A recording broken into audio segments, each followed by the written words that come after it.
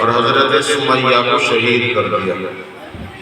لیکن وہ یا کوئی بھی صحابی مصیبتوں کی وجہ سے ایمان سے ہٹا نہیں۔ ایسا بھی ہوا کہ تیل کڑھائی میں پکایا گیا اور پکتے ہوئے کڑھائی کے تیل میں حضرت حذیفہ کو ڈالا گیا۔ حضرت حذیفہ رضی اللہ تعالیٰ عنہ ایمان سے نہیں ہٹے۔ ایک نام تھا خبیب، ایک خباب نام ہے، جنہیں انگاروں پہ لٹایا جاتا تھا، جن کی چربی پگھل کر آگ کو ٹھنڈی کرتی تھی۔ ایک نام ہے خبیب، انہیں سولی پہ لٹکا دیا اور یہ کہا کیا تم یہ چاہتے ہو کہ محمد کو تمہاری جگہ سولی دے دیں اور تمہیں بچا دیں؟ انہوں نے کہا کہ میں تو یہ بھی نہیں چاہتا کہ محمد صلی اللہ علیہ وسلم کے پیر میں کانٹا بھی چبھے، تو انہیں وہی سولی پہ ہی مار دیا گیا۔ مطلب یہ ہے کہ ایمان سے ہٹانے کی اسکیمیں پہلے سے چلی آ رہی ہیں اور ایمان والوں کی آزمائش ہوتی رہے گی۔ ایک زمانہ ایسا بھی آئے گا کہ اس دین پر عمل کرنا اتنا مشکل ہوگا جیسے ہاتھ پہ آگ کا انگارہ رکھ کر برداشت کرنا۔ دجال آئے گا، ایک آنکھ سے بالکل سپاٹ، ایک آنکھ ہوگی ہی نہیں، گڑھا بھی نہیں ہوگا، اور ماتھے پہ لکھا ہوگا کاف فا را، اس کا مطلب کافر۔ دجال آئے گا، بارش بھی برسائے گا، دھوپ نکالے گا، مارے گا، زندہ کرے گا، اور جہاں قحط پڑا ہوگا وہاں بارش برسائے گا، جہاں پہلے سے ہریالی ہے وہاں قحط آئے گا۔ اس کے کہنے پر وہ کہے گا میں خدا ہوں، مجھے خدا کہو، نہیں کہتے تو میری جہنم ہے۔ جو اسے خدا کہے گا وہ جنت میں ڈالے گا، لیکن وہ حقیقت میں جہنم ہوگی۔ ایسی نظر بندی ہوگی کہ اس کی جنت حقیقت میں جہنم ہوگی، لیکن بظاہر جنت دکھائی دے گی۔ لوگ اسے خدا کہیں گے جان بچانے کے لیے۔ تو میرے پیاروں اور ماں بہنوں بچیوں، آزمائش تو ایمان کے ساتھ ضرور ہوتی ہے کہ ایمان میں پکے بھی ہیں یا کچے ہیں۔ یہ آزمائش آتی رہی ہے، آگے بھی آئے گی، لیکن دعا یہ کرنی چاہیے اللہ ہم آزمائش کے قابل نہیں، اس لیے ہمیں آزمائش میں نہ ڈالنا، اور اگر کوئی آزمائش آ جائے تو یا اللہ ہمیں کامیاب کر دینا۔ ایمان پہ جمائے رکھنا، ایمان پہ ہمارا خاتمہ کرنا۔ اگر ایمان پہ خاتمہ ہو گیا تو اصلی گھر جنت مل جائے گا۔ اللہ ہم سب کو ایمان پہ قائم رکھے، خاتمہ بھی ایمان پہ ہو۔ اسی لیے زبردستی کوئی جے شری رام کہلوانا چاہتا ہے، کوئی بھارت ماتا کی جے بلوانا چاہتا ہے، اسکول میں بچوں کو وندے ماترم گانے پہ مجبور کیا جاتا ہے۔ ہم یوں کہتے ہیں کہ اللہ اکبر، اللہ اکبر، اللہ سب سے بڑا ہے۔ مندر والے کہتے ہیں ایشور مہان ہے، ایشور سب سے بڑا ہے۔ تو مندر والوں کی بات بھی اپنی جگہ صحیح ہے، ایشور مہان ہے، مسجد کے ملا کی بات بھی حق ہے۔ اللہ اکبر، اللہ سب سے بڑا ہے۔ تو ہم اللہ اکبر کسی کو چڑھانے کے لیے نہیں کہتے، ہم تو اللہ کا ذکر کرتے ہیں، اس کا نام جپتے ہیں۔ ایسے ہی ہمارے بھائی اگر سیا رام سیتا رام کی مالا جپنا چاہیں تو جپیں، لکم دینکم ولی دین، تمہارے لیے تمہارا دین ہے، ہمارے لیے ہمارا دین ہے، ہم آپس میں بھائی بھائی ہیں، محبت پریم سے رہیں اور اپنے اپنے دین کو آپ سمجھیں، کسی پر دھرم پریورتن کا کوئی جبر نہ ہو۔ تو ایک بچی ہے 17-18 سال کی، ویڈیو میں دکھائی دی جا رہی، 10 گنڈے لڑکے اسے کہتے ہیں جے شری رام جے شری رام، وہ کہتی ہے اللہ اکبر اللہ اکبر۔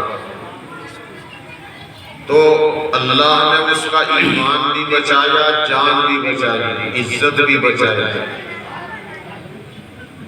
ہم جے سیا رام کی مخالفت نہیں کرتے، ہم تو رام جی کا سمان کرتے ہیں۔ یہ بات اچھی طرح سن لیجئے، سمجھ لیجئے کہ ہمارے یہاں کسی دھرم گرو کا اپمان توہین جائز نہیں۔ قرآن کہتا ہے سب دھرم گروؤں کا سمان کرو، کسی کو برا نہ کہو۔ تو ہم رام جی کا بھی سمان کرتے ہیں، لیکن ہم جے سیا رام نہیں کہتے، وہ مذہبی مسئلہ ہے۔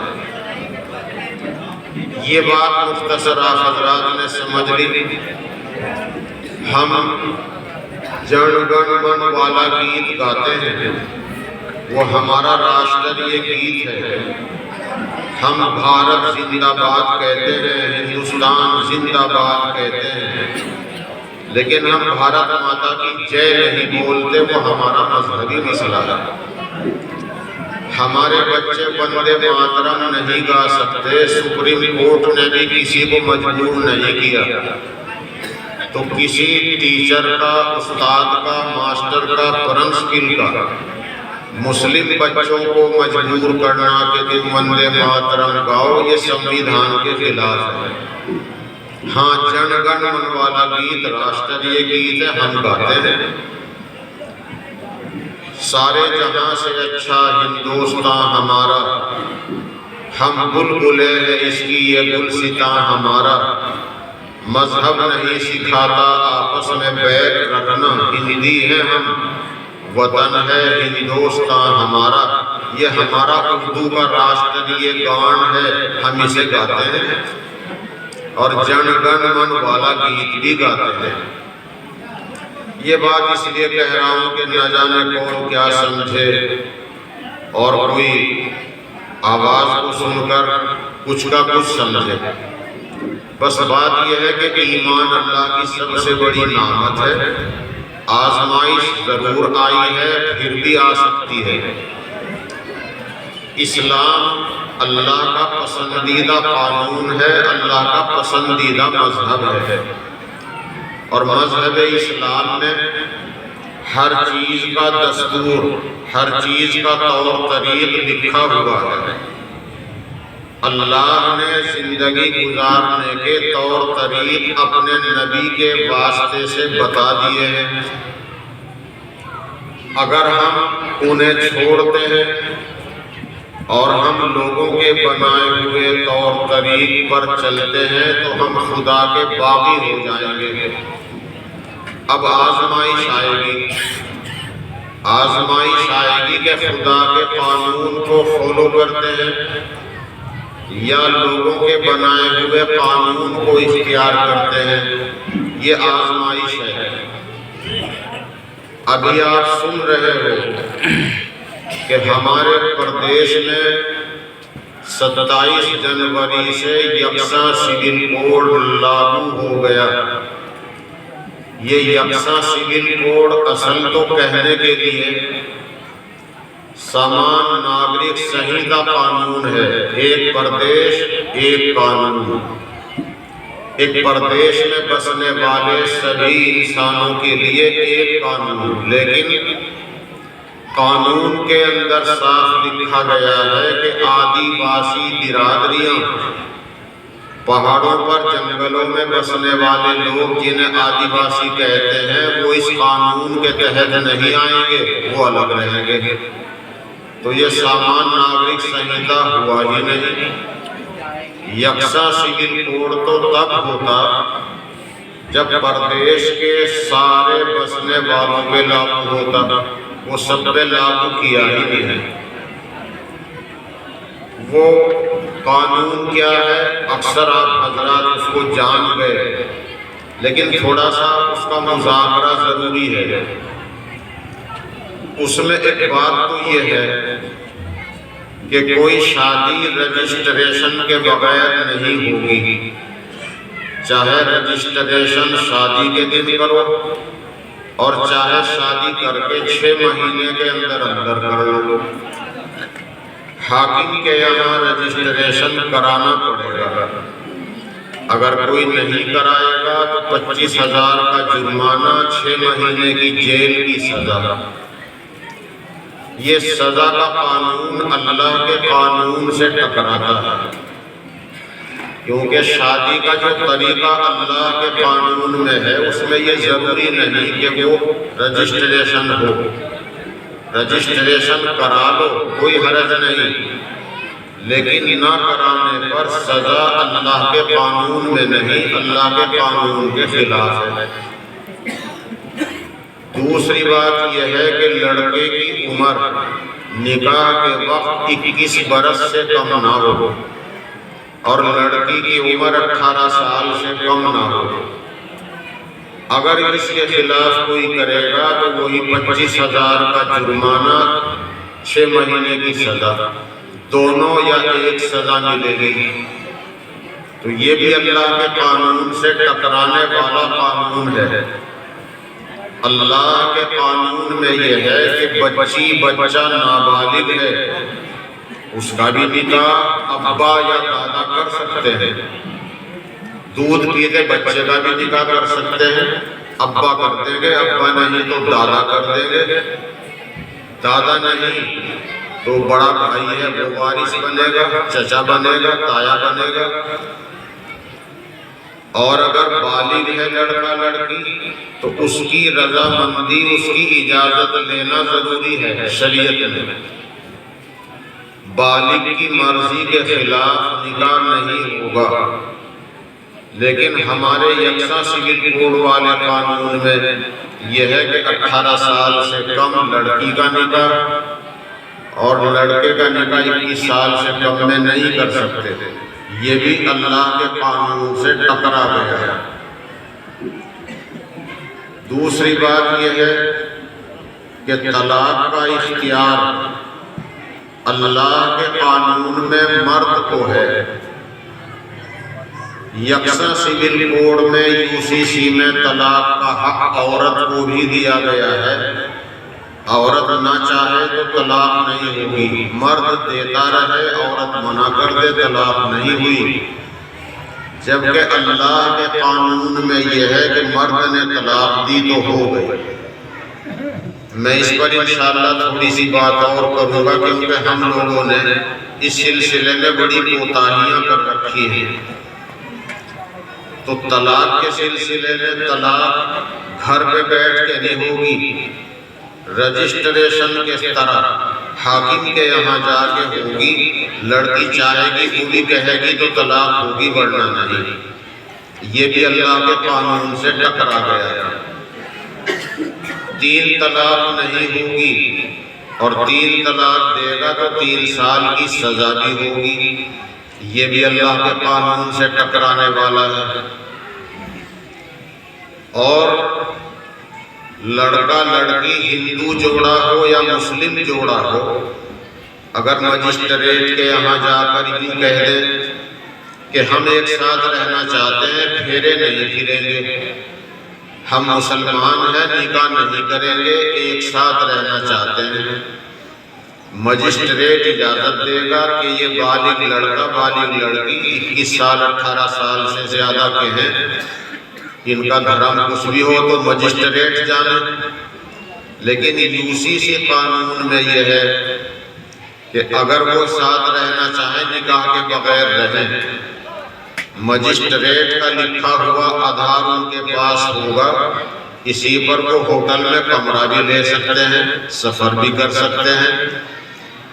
وہ بلاتکاری کریں، خدا کے غضب کو دعوت دے، بلاکاری جب عام ہو خدا کا غضب آتا ہے۔ پہلی بہت سی قومیں اللہ نے برباد کی ہیں، زمینیں الٹ گئی، پتھروں کی بارش ہوئی، اللہ حفاظت فرمائے۔ یہ جو بغیر نکاح کے جوڑا ساتھ رہے گا، جو اولاد ان کے یہاں ہوگی، وہ حقیقی سگی اولاد کی طرح جائیداد کا حقدار ہوگی۔ ناجائز اولاد بھی زمین جائیداد میں برابر حق پائے گی جیسے اپنے بچے حق پائیں گے۔ اسی طرح بچے کا گود لے کر پالنا جائز ہے، بچہ آپ کا، میرے ہاں بچے نہیں، میں نے لے لیا، شریعت بھی اجازت دیتی ہے، لیکن باپ وہی کہلائے گا جس سے ہم پیدا ہوئے ہیں، اور جس نے ہمیں پالا ہے ہم اس کے متبنہ لے پالک کہلائیں گے۔ یہ بچہ اس کا متبنہ، عربی میں متبنہ، ہندی میں اور اردو میں لے پالک، اور انگریزی میں کچھ اور لفظ ہوگا، لیکن باپ کا نام وہی لکھنا پڑے گا جس سے وہ بچہ پیدا ہوا تھا، اور لے پالک اس کا ہوگا جس نے پالا ہے۔ یہ شریعت کا قانون ہے، اور شریعت کا قانون یہ ہے کہ اس بچے کا اگر کوئی رشتہ پہلے سے نہیں تو یہ بچہ اس پالنے والے کے مرنے کے بعد جائیداد کا حقدار نہیں ہوگا۔ یہ پالنے والا اس کو کچھ دینا چاہے اور ضرور دے تو اپنی زندگی میں نام کر دے، بعد میں وارثین اس کو نہیں دیں گے، اس لیے زندگی میں اسے دے کر مالک بنا دے۔ UCC میں یہ ہے کہ بچہ اگر کسی نے پالا ہے تو اس بچے کو اسی طرح حق دینا پڑے گا جیسا اپنے حقیقی لڑکے کو دیا جاتا ہے۔ اللہ کے قانون میں یہ کہ اسے دو، لیکن زندگی میں دے دو، مرنے کے بعد وراثت میں حق نہیں۔ اسی طریقے سے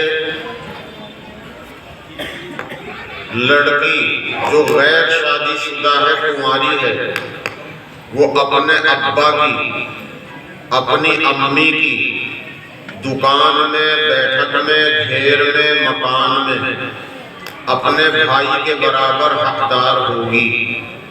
غیر شادی شدہ لڑکی اپنے بھائی کے برابر حقدار ہوگی، مکان میں بھی، بیٹھک میں بھی، دکان میں بھی، گھیر میں بھی۔ اور جنگل کی زمین کا قانون پہلے سے ہے۔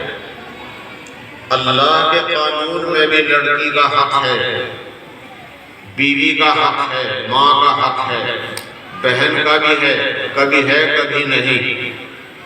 اللہ کے قانون میں لڑکی کا سنگل ہے، لڑکے کا ڈبل ہے، لیکن UCC میں لڑکی جو غیر شادی شدہ ہے وہ اپنے بھائی کے برابر حقدار ہوگی۔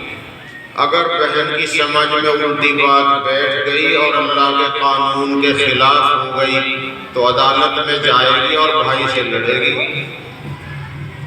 اللہ کے قانون کو ہم نہیں چھوڑیں گے۔ اللہ کے قانون وہ چھوڑنے کی چیز نہیں۔ اگر ہم نے اللہ کا قانون چھوڑا اور ایسے قانون پہ عمل کیا جو اللہ کے قانون سے ٹکرانے والا ہو تو ہم خدا کے باغی بن جائیں گے، اور خدا کا باغی جنت کا حقدار نہیں ہوگا، ہم تو خدا سے بغاوت کرنے والے ہو جائیں گے۔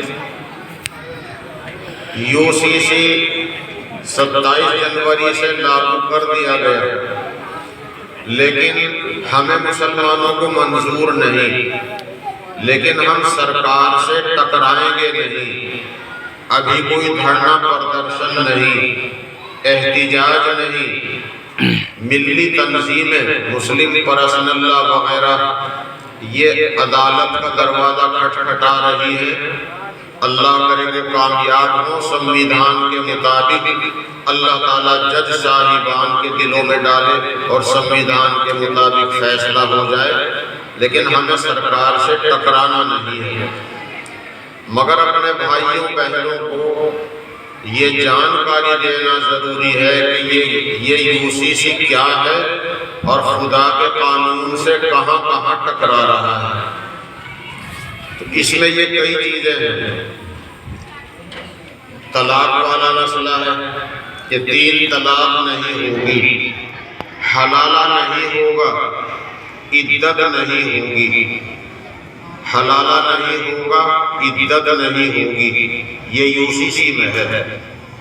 لیکن اللہ کے قانون میں یہ ہے کہ اگر خدا نخواستہ کسی نے غلطی کی اور اس نے 3 طلاق دی تو تینوں طلاق پڑ گئی، یا تو لکھ کر دے رہا ہے یا زبان سے دے رہا ہے۔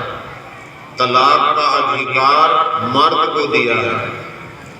آپ تھوڑا سا غور کریں گے کہ پتہ چل جائے گا، آپ کا دل کہے گا کہ اگر طلاق کا اختیار اللہ پاک عورت کو دیتا تو عورت کے مزاج میں برداشت کا مادہ کم ہے، مرد بہت نبھاتا ہے، برداشت بھی کرتا ہے، کبھی کچی پکی بات سن کے گھر سے نکل جاتا ہے، بولتا نہیں۔ اگر یہ اختیار عورت کو ملتا تو نہ جانے طلاق کتنی آیا کرتی۔ عورت کے مزاج میں برداشت کا مادہ کم ہے، اللہ نے یہ اختیار عورت کو نہیں دیا، یہ اختیار مرد کو دیا ہے، اس کا طریقہ بتایا۔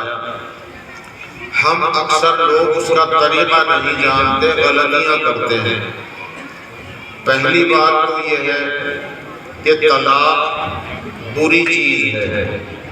جتنے جائز کام ہو سکتے ہیں سب سے زیادہ ناپسند اللہ کو طلاق ہے۔ اسی لیے فرمایا کہ رشتے ناطے توڑنے والوں کی بخشش بھی نہیں ہوتی۔ جو رشتے ناطے توڑتے ہیں جب تک وہ اپنا معاملہ معافی تلافی کر کے صحیح نہ کر لیں، اللہ سے توبہ نہ کر لیں، رشتے ناطے توڑنے والوں کی بخشش شب برات میں بھی نہیں ہوتی، جبکہ بخشش عام ہوتی ہے۔ تو یہ رشتہ نبھانے کے لیے ہے، توڑنے کے لیے نہیں ہے۔ لیکن اگر خدا نخواستہ نبھا نہیں ہوتا، عورت بد مزاج ہے، بد چلن ہے، سمجھانے بجھانے سے کام نہیں چلتا، تو دیکھو قرآن کیسا ہے۔ اللہ کا قانون یہ کہتا ہے کہ اگر تمہاری اہلیہ، تمہاری زندگی کی ساتھی تمہارے کہنے کے خلاف چلتی ہے، نصیحت کرو۔ وہ بائیں پسلی سے پیدا ہوئی ہے اور پسلی سیدھی نہیں ہو سکتی، ٹوٹ سکتی ہے، اور سب سے زیادہ ٹیڑھی پسلی سب سے اوپر کی پسلی ہے، یہ حدیث کے الفاظ ہیں۔ وہ بائیں پسلی سے پیدا ہوئی ہے، پسلی کو بالکل سیدھا کرو گے نہیں ہو سکتی، ٹوٹ جائے گی۔ تو عورت کے مزاج میں 100% اصلاح سدھار ہو ہے تو مشکل، لیکن تم کو نبھا کرنا ہے، یہ سوچ کے چلنا ہے کہ یہ تو پسلی سے پیدا ہوئی، جیسے پسلی بالکل سیدھی نہیں ہو سکتی ایسے یہ بھی سیدھی نہیں ہو سکتی، بس کبھی نرمی کبھی گرمی، کبھی پیار کبھی سختی۔ اپنے رشتے کو نبھاؤ، اپنے گھر کو چلاؤ، لیکن اگر کام نہیں چلتا تو دیکھو کیسی تدبیر بتائی۔ شریعت کہتی ہے اپنی بیوی، شوہر اپنی کروٹ بدل لے، شوہر اپنی کروٹ بدل لے۔ کھلے الفاظ میں یہ بتانا پڑ رہا ہے کہ شریعت نے، حدیث نے، قرآن نے کھلے الفاظ میں کہا ہے۔ دیکھو کیسی اچھی تدبیر بتائی۔ پہلے تو کہا نصیحت کرو، پیار سے سمجھاؤ، کبھی تنبیہ کرو، غصہ ناراضگی دکھا دو، لیکن غصے کو برداشت کرو۔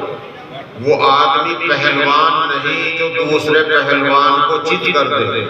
اللہ کے نبی نے کہا پہلوان وہ ہے جو غصے کو پی لے، جو غصے کو برداشت کر لے وہ ہے پہلوان۔ فرمایا کروٹ بدل دو۔ اگر کروٹ بدلنے سے بھی سدھار نہیں آتا تو چارپائی بدل دو، بیڈ بدل دو، ڈبل بیڈ پہ لیٹنا چھوڑ دو۔ اگر اس سے بھی سدھار نہیں آتا کہ شوہر ناراض ہو گئے، شوہر کی ناراضگی تو اللہ کی ناراضگی ہے، میں اپنے شوہر کو راضی کروں، تو اب اللہ کا قانون کہتا ہے جگہ بدل دو، بیٹھک میں سونے لگو۔ بیڈ بدلنے سے بھی سدھار نہیں آیا تو جگہ بدل دو، بیٹھک میں دوسرے کمرے میں سونے لگو۔ پھر بھی سدھار نہیں آیا تو ایک آدمی اپنے خاندان کا بلاؤ، ایک آدمی اپنی سسرال میں سے بلاؤ، لڑکی اور لڑکا، پتی اور پتنی، شوہر بیوی دونوں کے خاندان کا ایک ایک سنجیدہ آدمی اکٹھا ہو، دونوں کی بات سنے اور دونوں کو سمجھائے، کوشش کرے کہ رشتہ چلے اور نبھتا رہے۔ اس سے بھی کام نہیں چلتا، دو آدمی بھی اکٹھے ہو گئے، سسرال کی طرف سے بھی سنجیدہ لوگ آئے تھے، ہمارے خاندان کے بھی سنجیدہ آدمی جمع ہوئے، خدا نہ کرے ہماری گھر والی اہلیہ اس کے مزاج میں سدھار نہیں آتا، اب اس مجبوری میں خدا نے اجازت دی ہے ایک طلاق دو، اگر نبھا نہیں ہو سکتا، چھٹکارا پانا ضروری ہے تو ایک طلاق دو، ایک سے زیادہ ہرگز نہ دو، اور زیادہ سے زیادہ دو طلاق دو، دو سے زیادہ ہرگز نہ دو۔ اگر 3 طلاق دے دی تو اللہ کو ناراضگی ہے اور سرکار مودی سرکار کے یہاں 3 سال کی سزا طے ہے، لیکن اگر 3 طلاق دی تو 3 پڑ گئی، اسے کوئی روکنے والا نہیں، گولی اگر بندوق سے نکل گئی وہ اپنا کام کرے گی جہاں بھی لگے، ایسے ہی اگر طلاق زبان سے یا قلم سے لکھی گئی یا زبان سے نکل گئی وہ رکتی نہیں، عورت اگر سچا ہے تب بھی پڑے گی، حمل سے ہے، گربوتی ہے جب بھی پڑے گی، وہ موجود ہے جب بھی پڑے گی، وہ کہیں اور گئی ہوئی جب بھی پڑے گی، کوئی سنے جب بھی پڑے گی، کوئی نہ سنے اللہ سن رہا جب بھی پڑے گی۔ جب طلاق زبان سے نکل گئی یا قلم سے لکھ دی اور جہاں لکھ رہا تھا وہاں بیوی نہیں بیٹھی تھی، اگر بیوی ہے تو زبان سے کہہ دے، لیکن جہاں وہ لکھ رہا وہاں بیوی ہی نہیں تو لکھنے سے بھی ہو جائے گی۔ تو دیکھو اللہ کے قانون میں کیا ہے، پہلے تم نبھا کی کوشش کرو، اگر تم ناراضگی کے ساتھ بھی اپنی بیوی کو برداشت کرتے رہو بڑا ثواب ہے، تمہارے درجے بہت بلند ہوں گے، لیکن اگر بالکل بھی کام نہیں چلتا تو ایک طلاق کا حکم ہے، اگر ایک طلاق یا 2 طلاق کھلے لفظوں میں دی، جیسے طلاق کا لفظ کہا، آزاد کا لفظ کہا، آزاد کر دی یا چھوڑ دی کہہ دیا، یہ ہے کھلے لفظ، اگر ایک یا 2 طلاق کھلے لفظوں میں دی تو اب سنو ابھی گنجائش ہے، جوں کہ تم رہنا چاہیں رہ لے، جوں کہ تم رہنا چاہیں رہ سکتے ہیں، لیکن نہیں رہنا چاہتے تو عدت گزرنے کے بعد عدت کے دوران کوئی ملاقات نہیں کی، نہ زبان سے کہا کہ میں اپنی طلاق کو واپس لے رہا ہوں، نہ عمل سے واپس لی، نہ ملاقات ہوئی، عدت گزر گئی، تو عدت گزرنے پر رشتہ ختم ہو گیا، ایک یا 2 طلاق دی، عدت گزرنے پر رشتہ ختم، لیکن اب اتنی گنجائش ہے اگر دونوں فریق چاہیں تو دونوں کا نکاح ہو جائے گا، نیا مہر نیا نکاح، حلالے کے بغیر دونوں کا نکاح جائز ہے، اور اگر نہیں رہنا چاہتے تو 2 طلاق کے بعد بھی رشتہ ختم ہو گیا، ایک کے بعد بھی عدت گزرنے میں رشتہ ختم، تو دین دینے کی ضرورت ہی کیا پڑی ہے؟ اس لیے اللہ نے قرآن میں طلاق کا طریقہ سمجھایا، اسے ہم لوگ نہیں جانتے، غلطیاں کرتے ہیں۔ یہ مقدمے جب عدالت میں گئے، عدالت والے پریشان ہو گئے، ایک مقدمہ ہندو کا آیا، ایک مسلمان کا۔ ان مسلمانوں کے لیے مجھے الگ سے لا کی کتاب دیکھنی پڑتی ہے، ان کے لیے الگ فیصلہ کروں، مسلم پرسنل لا کو دیکھوں اور ہندو جوڑے کے لیے الگ فیصلہ کروں، ہمارے لیے مشکل ہے۔ اس لیے ہم کہہ رہے ہیں ایک پردیش ایک قانون، اور یہ چلنے والی چیز نہیں۔ مسلمان اگر مسلمان ہے تو اللہ کے قانون کو نہیں چھوڑ سکتا، نہ توڑ سکتا نہ چھوڑ سکتا۔ اگر اللہ کے قانون کو توڑے گا تو خدا نے جہنم سزا کے لیے بنائی ہے۔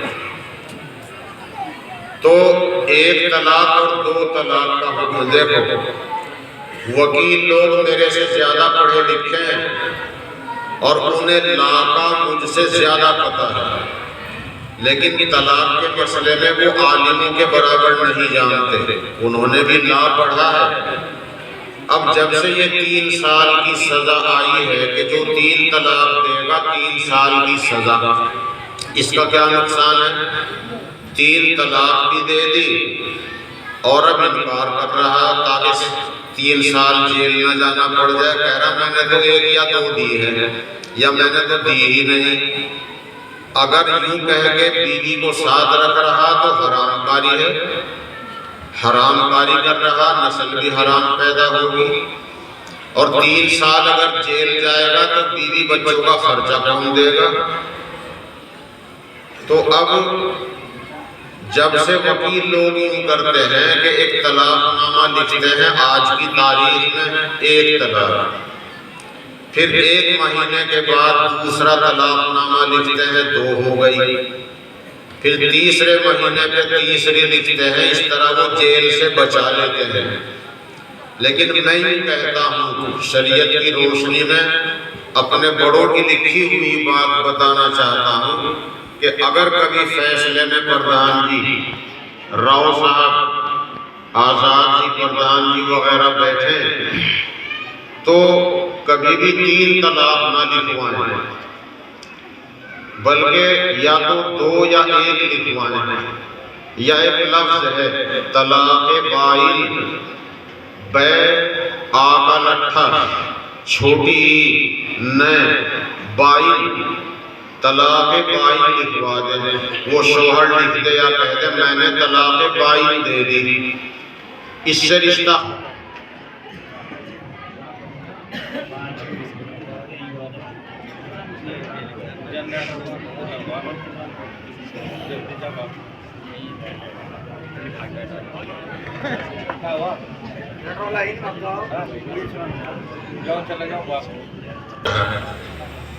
جب نہیں بات بندی رشتہ ختم ہو گیا، عدت گزارنے کے بعد لڑکی جہاں چاہے اپنا نکاح کر لے، لیکن طلاق بائن میں یہ گنجائش رہے گی کہ اگر یہ دونوں جوڑے کبھی اکٹھا ہونا چاہیں تو دونوں کا نکاح پھر ہو جائے گا۔ میرے سامنے کی بات ہے، عید کا دن عید کی نماز پڑھ کے ایک جگہ فیصلہ ہو رہا ہے، میرے سے فون پہ مسئلہ پوچھا، میں نے کہا تم 3 طلاق نہ لکھواؤ، ہو سکتا ہے کل کو یہ اکٹھے ہونے کو تیار ہو جائیں۔ انہوں نے کہا نا یہ تو نہیں سکتے، تو صبح کو 3 طلاق لکھی اور اسی دن شام کو فون آ گیا کہ یہ تو دونوں ایک ساتھ رہنے کو تیار ہیں، اب کیا کریں؟ تو 3 طلاق کے بعد ایک ساتھ رہنے کی کوئی شکل نہیں ہے، کوئی گنجائش نہیں ہے۔ ابھی ہمارے بھائی صاحب نے یاد دلایا UCC میں یہ بھی ہے کہ ماموں کی لڑکی، پھوپھی کی لڑکی، خالہ کی لڑکی، سگے تایا چچا کی لڑکی، ان سے کوئی نکاح نہیں کر سکتا، حالانکہ اللہ کے قانون میں نکاح جائز ہے، شرط یہ ہے کہ بس ایک عورت کا دونوں نے دودھ نہ پیا ہو، یہ نکاح جائز ہے، بلکہ نبی کی سنت تو یہی ہے، اور جو ہمارے بڑے بڑے خاندان عالموں کے ہیں ان میں یہی چلتا ہے، آپس کے رشتے آپس میں چلتے ہیں۔ میں تو حضرت فاطمہ کو کے واقعے کو بیان کر کے پوری قوم سے یہی کہتا ہوں کہ اپنے قریب سے قریب رشتے کرنا زیادہ اچھا ہے، وہ دیکھے بھالے ہوتے ہیں، اور یہ قانون کہہ رہا ہے کہ یہ رشتے قریب کے نہیں ہو سکتے۔ تو 3 طلاق کے بعد ایک ساتھ رہنے کی گنجائش نہیں. 3 طلاق دینے والا غیر مرد ہے، ایک ساتھ رہنا حرام ہے. اب اگر کوئی ایک ساتھ رہنا چاہے تو شریعت نے یہ نہیں کہا اب تم ایک ساتھ رہو، یا یوں کہا کہ تم حلالہ کرو. ایسا ہے جیسے ہم سے کوئی پوچھے کہ ہمیں منگلور جانا ہے، کہاں کو جائیں؟ تو ہم رستہ بتائیں گے، ایسے ایسے گھوم سے مڑ کر چلے جاؤ. تو اگر یہ عورت جس کو 3 طلاق دی گئی ہے اگر یہ پھر وہیں جانا چاہتی ہے تو شریعت نے، اللہ کے قرآن نے رستہ بتا دیا، وہاں کو ہوگے جانا ہے. یعنی حلالے کے ساتھ جا سکتی ہے، پہلے نہیں. پہلے عدت گزرے گی، عدت میں کسی مرد سے ملاقات نہ ہو. ملاقات کا مطلب آپ حضرات سمجھ رہے ہیں، عدت میں کسی مرد سے ملاقات نہ ہو. اگر ملاقات ہوئی تو عدت بڑھتی رہتی ہے، عدت ختم نہیں ہوتی. جب عدت ختم ہو گئی اس کے بعد کسی بالغ مرد سے نکاح ہو، صحیح نکاح ہو، رہن سہن ہو، صحیح ملاقات ہو، پھر وہ اپنی مرضی سے چاہے طلاق دے یا موت قضا ساتھ ہے اس کی موت آ گئی، پھر اس کی عدت گزرے، عدت میں کسی سے ملاقات نہ ہو، پھر 3 طلاق دینے والے سے نکاح ہو سکتا ہے. یہ طریقہ پھر شریعت نے، قرآن نے بتایا ہے. جو آدمی کہے کہ قرآن میں تو حلالہ ہے ہی نہیں، وہ غلط کہتا ہے، اسے قرآن کا پتہ ہی نہیں. یہ حلالے والی آیت قرآن میں ہے اور حدیث میں ہے، اور بخاری شریف کی حدیث میں ہے. تو اب UCC میں آیا ہے کہ حلالہ نہیں ہوگا، اور جب تک بیوی زندہ ہے، شوہر زندہ ہے، دوسرا نکاح نہیں کر سکے گا. اللہ کے قانون میں اگر انصاف کر سکتا ہو تو ایک وقت میں 4 تک کی اجازت ہے، اگر انصاف کر سکتا ہو. یہ قانون کہتا ہے بس 1 سے زیادہ نکاح نہیں کر سکتا. انہوں نے یہ سوچ لیا کہ مسلمان 4 نکاح کرتا ہے، حالانکہ سمجھدار لوگ بتاتے ہیں کہ 1 سے زیادہ شادی کرنے کا رواج ہندو بھائیوں میں زیادہ ہے، مسلمانوں میں کم ہے. تو حلالے کو انکار کر دیا، حلالہ نہیں ہوگا. اگر 3 طلاق دینے کے بعد حلالہ کیے بغیر ایک ساتھ رہ رہے ہیں، علل اعلان حرام کاری ہے، خدا سے بغاوت ہے. اگر کوئی آدمی عدت، اچھا قانون میں عدت بھی نہیں ہوگی، اگر عدت گزارنے سے پہلے عورت نے نکاح کیا اور کسی نے اس نکاح کو جائز سمجھا اور جائز سمجھ کے کیا یا جائز سمجھ کے شریک بھی ہو گیا تو ایمان سے خارج ہوگا، اس کا بھی نکاح ٹوٹ جائے گا. وہ ایمان سے خارج ہو گیا، بیوی مسلمان ہے. تو عدت قرآن میں فرض ہے، اور اگر 3 طلاق دینے والے کے یہاں جانا ہے تو حلالہ بھی فرض ہے، اس کے بغیر کوئی صورت نہیں. اسی لیے اللہ نے زور دیا ہے کہ 3 طلاق نہ دو، 3 سے بچو. لیکن اگر دو گے تو ہو جائے گی. تو ہم نے کیونکہ غلط طریقہ اختیار کیا طلاق میں، یہ مسئلے ہمارے عدالتوں میں پہنچے، عدالت والے پریشان ہوئے. اب آپ کی آزمائش آ گئی، ہم اللہ کے قانون کو فالو کرتے ہیں یا ہم لوگوں کے بنائے ہوئے قانون کو اختیار کرتے ہیں. اللہ کے نبی نے فرمایا جو لوگ اللہ کے قانون سے گریز کریں اور لوگوں کے بنائے ہوئے قانون کو اختیار کریں، اس قوم کے جھگڑے کبھی ختم نہیں ہوں گے. اللہ پاک اس قوم کے اندر جھگڑے ہی جھگڑے ڈال دے گا. اللہ حفاظت فرمائے. تو میں نے یہ بات شروع کی تھی کہ ایمان اللہ کی سب سے بڑی نعمت ہے، وہ اللہ نے ہمیں دی ہے، اس پر قائم رہیں، مرتے ٹائم تک قائم رہنے کی دعا کریں اور خاتمہ بھی ایمان پہ ہو، اس کی ہم کوشش کریں. اور ایمان سے ہٹانے کی جو اسکیمیں ہیں ان میں سے ایک اسکیم یہ بھی ہے جو اب آئی ہے. اس لیے ہم کو چوکنا بھی رہنا ہے اور حکومت سے نہ ٹکرا کر ہمیں اللہ کے قانون پہ عمل کرنے کی کوشش کرنی ہے. یہ 3 طلاق کے بعد ایک ساتھ رہنا بالکل حرام ہو جاتا ہے. اگر کسی کو رہنا ہے تو ملاقات ان کا آپس میں تنہائی میں کرنا جائز نہیں، حلالے کی نیت سے ہو یا بغیر حلالے کی نیت سے۔ نکاح جس جوڑے کا ہو گیا وہ میاں بیوی پتی پتنی بن گئے، اور 3 طلاق جس نے دے دی وہ غیر مرد بن گیا، اور جس سے نکاح ہو گیا وہ اپنا شوہر بن گیا، وہ اپنی بیوی بن جاتی ہے۔ 3 طلاق دینے والے کو عورت کبھی بھی اپنا پتی اپنا شوہر نہ سمجھے، ان کے ساتھ ایک ساتھ ان کا رہنا حرام ہے، اللہ کے قانون کی کھلی خلاف ورزی ہے۔ اگر خدا نہ خواستہ کوئی آدمی 3 طلاق دے کر حلالے کے بغیر ایک ساتھ رہتا ہے، ایک تو یہ ہے کہ بیوی گھر میں رہ رہی ہے، بچوں میں رہ رہی ہے، مرد اندر جاتا نہیں، پیسہ بھی بچوں کے ہاتھ بھیج دیتا ہے، گھر سے کھانا بھی بچے لا دیتے ہیں، کپڑے بھی دھلوا کر بچے بیٹھک پہ دے دیتے ہیں، اس میں تو کوئی برائی نہیں۔ برائی تو تب ہے جب تنہائی میں ایک ساتھ ملاقات ہو، بچے بڑے ہیں، بچوں میں عورت زندگی گزار رہی ہے، مرد اندر گھر میں نہیں جاتا، ایسے تو گزر بسر ہو سکتا ہے۔ لیکن اگر کوئی آدمی میاں بیوی کی طرح رہتا ہے، اگر وہ حلال سمجھ رہا تو ایمان سے خارج ہو جائے گا، اور اگر حرام کو حرام سمجھ رہا ہے تو گناہ گار ہے۔ لیکن جو گناہ علی اعلان ہو، کھلم کھلا ہو، ہماری ذمہ داری ہم اپنے بھائی کو اپنی بہن کو سمجھائیں، ہمارے سمجھانے سے وہ توبہ کرے، اپنے کام کو صحیح کر لے، بہت اچھا ہے۔ لیکن وہ مانتے ہی نہیں تو بس پھر ہم ان سے تعلق توڑ دیں، دلی دوستی نہ رکھیں، دور کی الیک سلیک رکھیں، دلی دوستی دلی تعلق چھوڑ دیں، پھر تو ہو سکے کھانا پینا بھی چھوڑنا پڑ جائے۔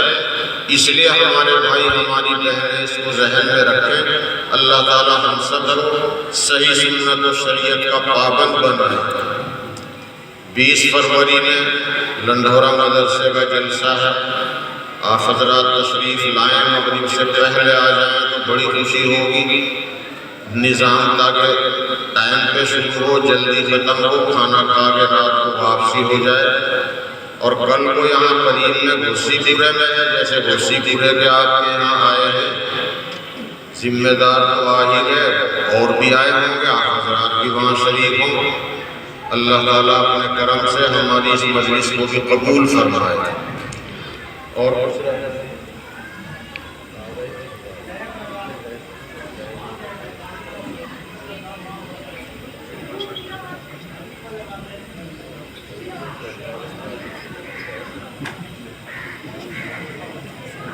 بس 5 منٹ کی ایک نعت ہے، بچہ ہے مولوی فاروق دارن وقت میں پڑھتے ہیں، ایک نعت پڑھتے ہیں۔ السلام علیکم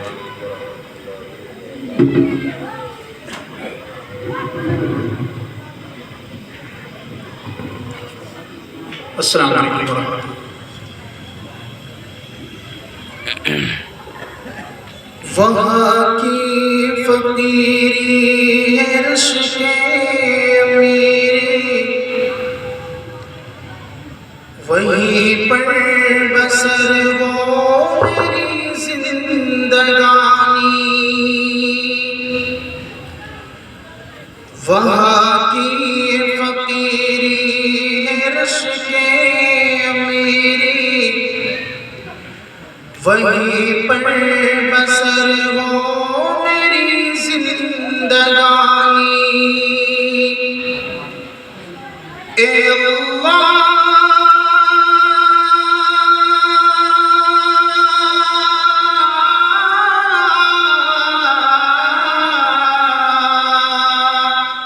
اے اللہ سب کے مقدر میں لکھ دے، اے اللہ سب کے مقدر میں لکھ دے، وہ طیبہ کی گلیاں، وہ زمزم کا پانی، وہ طیبہ کی گلیاں، وہ زمزم کا پانی۔ بہت کہتے ہیں ارشاد ہے۔ وہ گلیاں